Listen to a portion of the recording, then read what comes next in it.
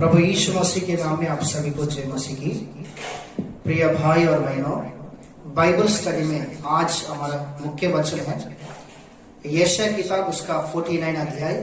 यशायाह किताब उसका 49 अध्याय 15 वचनों को एक बार हम लोग पढ़ेंगे। क्या यह हो सकता है कि कोई माता अपने दूध पीते बच्चों को भूल जाए और अपने जन्माए हुए लड़के पर ध्यान न करे? हाँ, वह तो भूल सकती है, परंतु मैं तुझे नहीं भूल सकता। आमीन आमीन हालेलुया। प्रियो, यहाँ पर सेनाओं का यहोवा परमेश्वर ने यशायाह भविष्यवक्ता के द्वारा सारे इजराइल लोगों के साथ इस प्रकार से कहता है कि एक जन्म देने वाला माँ दूध पीने वाला बच्चे को भूल सकता है, भूल सकता होगा, लेकिन मैं तुम्हें कभी नहीं भूलूंगा, मैं तुम्हें कभी नहीं छोड़ूंगा करके परमेश्वर ने यशायाह भविष्यवक्ता के द्वारा इजराइल लोगों के साथ इस प्रकार से बात कर रहे हैं। तो सच में परमेश्वर नहीं भूलने वाला परमेश्वर है, परमेश्वर नहीं छोड़ने वाला परमेश्वर है। परमेश्वर हमको कभी नहीं भूलेगा, हमको कभी नहीं छोड़ेगा। हमारा परमेश्वर कल और आज युगान युग एक समान रहने वाला परमेश्वर है, हमारा परमेश्वर है।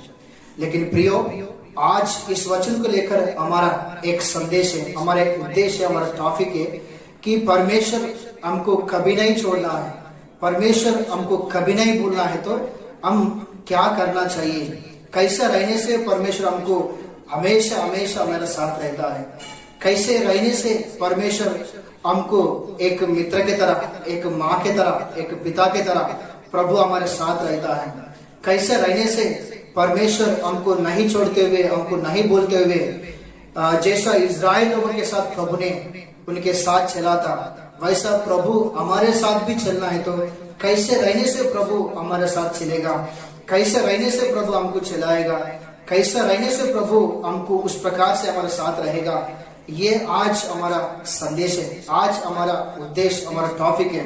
तो इसके बारे में बाइबल में कुछ वचनों को लेकर हम लोग ध्यान करेंगे, कुछ बातों को हम लोग सीखेंगे कि हम कैसे रहने से प्रभु हमको नहीं भूलेगा, नहीं छोड़ेगा, हमेशा हमेशा हमारा साथ रहेगा। इसके विषय में कुछ बातों को हम लोग देखेंगे। तो सबसे पहले हम लोग देखेंगे कि व्यवस्था विवरण उसका 8वां अध्याय 11 वचन, व्यवस्था विवरण उसका 8वां अध्याय 11 वचन को एक बार पढ़ेंगे। इसलिए सावधान रहना, कहीं ऐसा ना हो कि अपने परमेश्वर यहोवा को भूलकर उसके जो जो आज्ञा, नियम और विधि में आज तुझे सुनाता हूँ उनका मानना छोड़ दे। ओके, वहाँ पर स्पष्ट रूप से लिखा गया कि परमेश्वर हमारे साथ रहना है।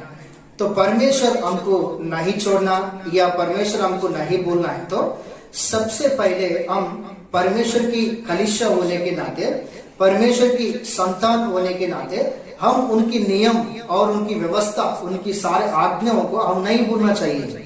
परमेश्वर हमको नहीं छोड़ना है, परमेश्वर हमको नहीं भूलना है, परमेश्वर हमेशा हमेशा हमारे साथ रहना है। तो सबसे पहले हम लोग परमेश्वर का वचन को कभी नहीं भूलना है।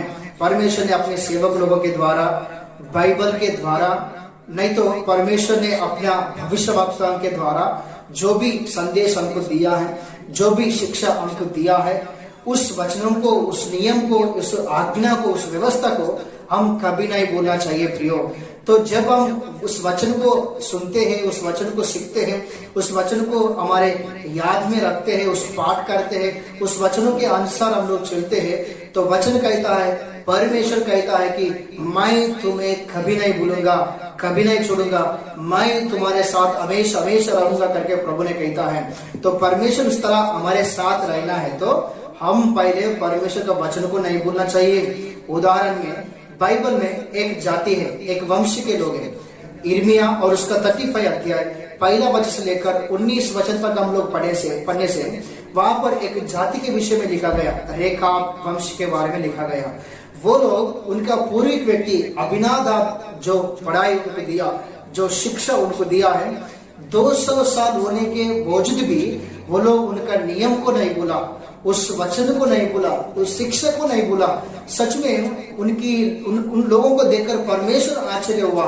सच में उन लोगों को परमेश्वर के भवन में यिर्मयाह भविष्यवक्ता के द्वारा बुलाकर इस रेखा वंश को लेकर परमेश्वर ने उन दिनों में सारे इजराइल लोगों को बुद्धि दिया करके इस अध्याय में हम लोग पढ़ते हैं। और उतना ही नहीं, इन लोगों को परमेश्वर के राज्य में प्रभु अधिकार दिया है, जगह दिया करके भी प्रभु ने इस वंश के लोगों को प्रभु ने आशीष दिया करके भी लिखा गया। कारण क्या है? प्रभु क्यों उनको नहीं छोड़ा, प्रभु क्यों उनको नहीं बुला, प्रभु क्यों उन लोगों को अपने राज्य में बुलाया, प्रभु क्यों उनको आशीष दिया बोलने से उनका पूर्विक व्यक्ति अभिनादाब ने जो शिक्षा उनको दिया था, उस शिक्षा को 200 साल होने के बावजूद भी वो लोग नहीं भूला। लेकिन आज हमारा परिस्थिति कैसा है? संडे को वचन हम सीखने से सोमवार को उस वचन को हम लोग भूल जाते हैं। और हमारा परिवार में एक वचन अगर प्रचार होने से एक हफ्ते के अंदर उस वचन को हम लोग भूल जाता है। प्रियो, यही पे हम धोखा पा रहे हैं, यही पे हमको नुकसान हो रहा है। कारण क्या है पता है क्या? हमको सामर्थ, चंगाई, अभिषेक, आशीष कहीं नहीं है। कोई आके हमारे ऊपर हाथ लगाने से हमको आशीष नहीं है, कोई आके फूंक करके फूंकने से हमको अभिषेक नहीं है। प्रियो, जो वचन तुम्हारे पास आता है, जो वचन तुम्हें सीखता है, वो वचन को जब हम याद में रखता है, हम पाठ करता है, हम एक दूसरे के साथ परिवार में बात करता है, उस वचनों के अनुसार हम लोग चलता है, उसी वचन तुम्हारे जीवन में सामर्थ्य को लेके आता है। वही वचन तुम्हारे जीवन में परिवार में चंगाई को लेके आता है। वही वचन तुम्हारे परिवार में आशीष को लेके आता है। कोई आके हाथ लगाने से नहीं, जो वचन प्रभु ने दिया है उस वचन के द्वारा तुम्हारा परिवार आशीष होता है। ये सच्चाई को अनेक लोग भूलकर प्रियो अनेक रास्तों में आगे बढ़ रहा है। इसलिए परिवारों में और लोगों के जीवन में आशीष को हम लोग देख नहीं पा रहे।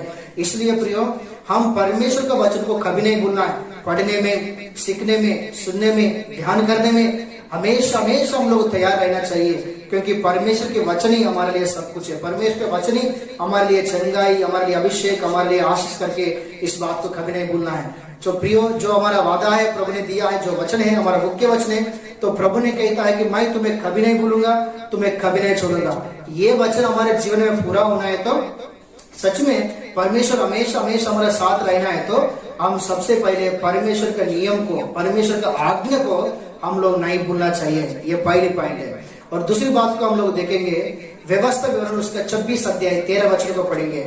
व्यवस्था विवरण उसका 26 अध्याय और 13 वचन। और तू अपने परमेश्वर यहोवा से कहना, मैंने तेरे सब आज्ञाओं के अनुसार पवित्र ठहराई हुई वस्तुओं को अपने घर से निकाला और लेवी, परदेशी, अनाथ और विधवा को दे दिया है। तेरे किसी आज्ञा को मैंने न तो टाला है और न भूला है। ओके, यहाँ पर परमेश्वर ने स्पष्ट रीति से कहता है। तो दूसरी पॉइंट यह है कि प्रियो, परमेश्वर की लोगों को नहीं भूलना है। सबसे पहले परमेश्वर का वचन को नहीं भूलना चाहिए, और दूसरी बात है परमेश्वर की लोगों को नहीं भूलना चाहिए। इस वचन में 4 प्रकार के लोग वर्णन किया गया। सबसे पहले लेवी लोग बोलने से परमेश्वर ने चुने हुए लोग, परमेश्वर की सेवक लोग करके यहाँ पर हम समझना चाहिए।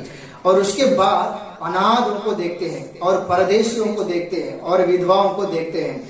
तो इन लोगों को हम कभी नहीं भूलना चाहिए, क्योंकि याकूब उसका पहला अध्याय 26 और 27 वचन में लिखा गया कि परमेश्वर की उपस्थिति में निर्मल और शुद्ध भक्ति ये है कि अनाथ और विधवाओं को अपने क्लेश में सुधि लेना चाहिए करके लिखा गया।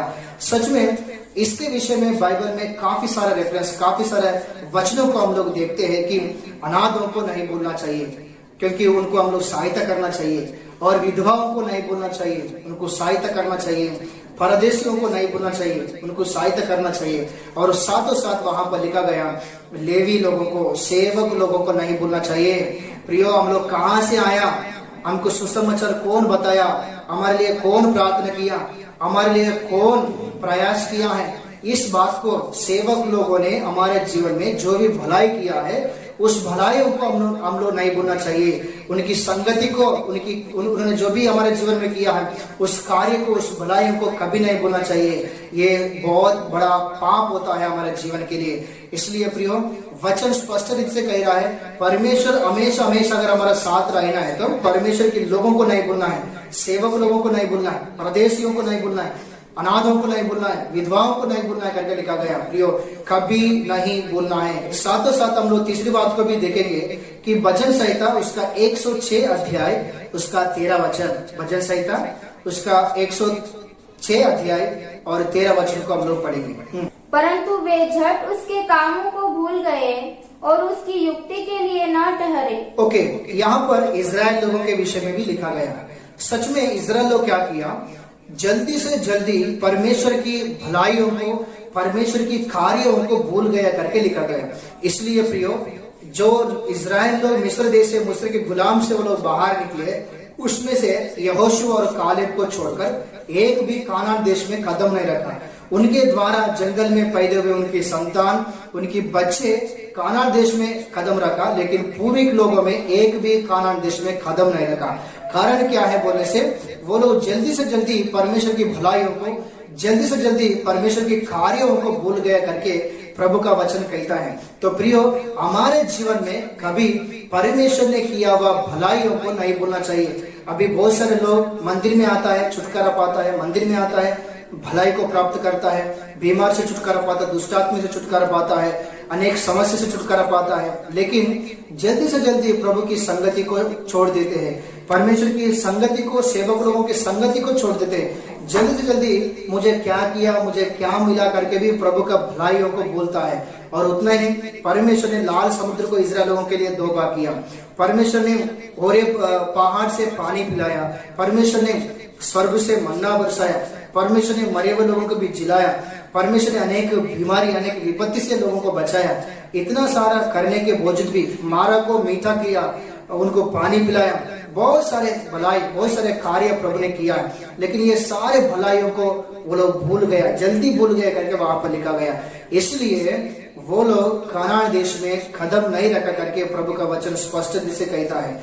तो प्रियो, हम कभी परमेश्वर की भलाइयों को, परमेश्वर ने हमारे जीवन में किए हुए जो भी कार्य है, जो भी भलाई है, वो कभी नहीं भूलना चाहिए। ये 3 बातें अगर हमारे जीवन में रहने से, जैसे प्रभु कहता है कि जन्म देने वाली माँ दूध पीने वाला बच्चे को भूल सकते होगा, लेकिन मैं तुम्हें कभी नहीं भूलूंगा करके जो वचन प्रभु ने कहता है यशायाह भविष्यवक्ता के द्वारा इजराइल लोगों के साथ, वो वादा सचमुच प्रभु हमारे जीवन में भी पूरा करेगा।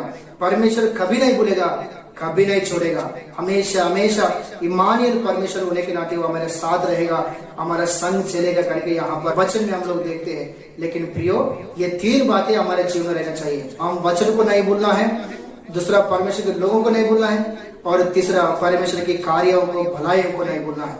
ये 3 बातें अगर हमारे जीवन में रहने से परमेश्वर हमको कभी नहीं भूलेगा, कभी नहीं छोड़ेगा। संदेश को सुनने वाले प्रिय भाई और बहनों, कलीसिया, सचमुच हमारे जीवन में कैसा है? हमारे जीवन में प्रभु का वचन है क्या? हम परमेश्वर के लोगों के साथ सच में संगति में है क्या? नहीं तो भूल जा रहे क्या? कैसे हमारे जीवन है? कैसे इस संसार में हम अपना जीवन को आगे बढ़ा रहे हैं? हम परमेश्वर को, भलाई को भूल जा रहे क्या? कैसे हमारा जीवन है? एक बार अपने आप को परखेंगे। सचमुच परमेश्वर मेरे साथ, हमारा सबके साथ बात करे, एक बार अपने आप को परख कर देखना चाहिए। परमेश्वर इस वचनों के द्वारा हमारे जीवन में, सबके जीवन में आशीषित करने पाए। आमीन। Praise the Lord.